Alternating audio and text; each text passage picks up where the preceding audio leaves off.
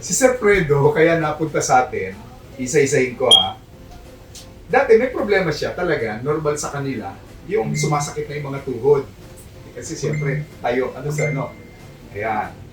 Nung November 2025, nagpa-laboratory si Sir at nakita na mayroon siyang problema sa prostata. Prostate.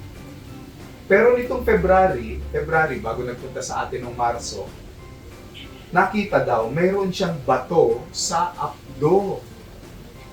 Gano'ng kalaki daw yung bato mo sa abdo dati, yung sinabi sa'yo? 5.3, pero centimeter. Ang sinabi sa'yo? M lang kasi nakalagay. M lang, pero hindi mo alam. Pero anong balak sana nung nagpa-check up ka? Anong gagawin sana nila? Hindi, follow up pa rin. Another, resita. Reseta. Gamot ulit. Gamot lang. Sabi ko, bakit walang problem? Oh, tapos? Hindi, sulat lang siya ang sulat. Panibago na naman resita.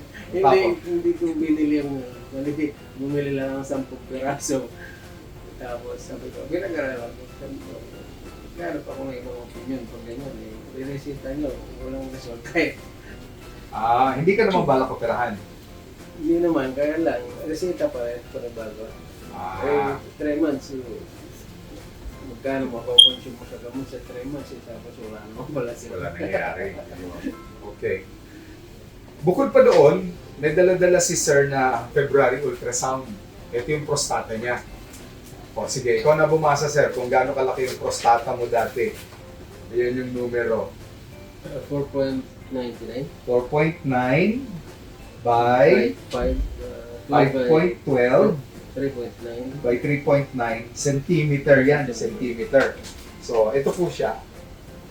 Silaki siya ng bayabas siguro to, ano sir, no? Okay. So, bukod doon sa gamutan na ginagawa natin sa kanyang abdo, naniniwala ako dahil ang edad ni sir ay, ilan taon ka na sir? 60 pa po. 60? 68. Talagang lumalaki ang prostata eh. So, naapektuhan talaga eh. At ang worry ko, baka mamaya maka-apekto sa pag-ihi ni sir. So, may mga gamot tayong inireseta kay sir. Bumalik si sir, eto na, pangalawang ultrasound na niya. April ultrasound. Ito na sir. Ikwento mo sa akin, gano'n nakalaki yung prostate mo, pakibasa na. Tandaan nyo, dati na umabot ng 5 cm. O ngayon, 2.99 2.99 2.56 by 3.56. So, ngayon, hindi na sinlaki ng santol. Sinlaki na lang ng, ano kaya to sir? Lansones, no? Pwede, lansones na lang na maliit. Mayroon pa rin tayong nakitang bato sa abdo. Pero, hindi tulad dati, marami. Yan o, dati marami sir eh. Oh.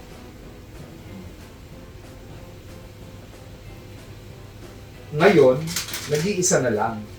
Ito yung bato niya sir, pakibasa niyo. 0.38 cm. 0.38 cm. Ang 0.38 cm, sinlaki ng kalahati ng mundo. So, maliit pa lang yun, sir. Lalabas na yun. Ang sabi ko kay sir, ano ang binago ko sa pagkain mo? Anong bawal sa'yo? Mamantika, mataba, malamis. Pinagbawalan ba kita ng karne? Nakalagay doon ah. Oo, talaga. Pero parang bawal mo na ang karne. Nakalagay doon. Oo. Anong pinapakain ko sa'yo? Isda. Isda? Kadalasan isda. At saka?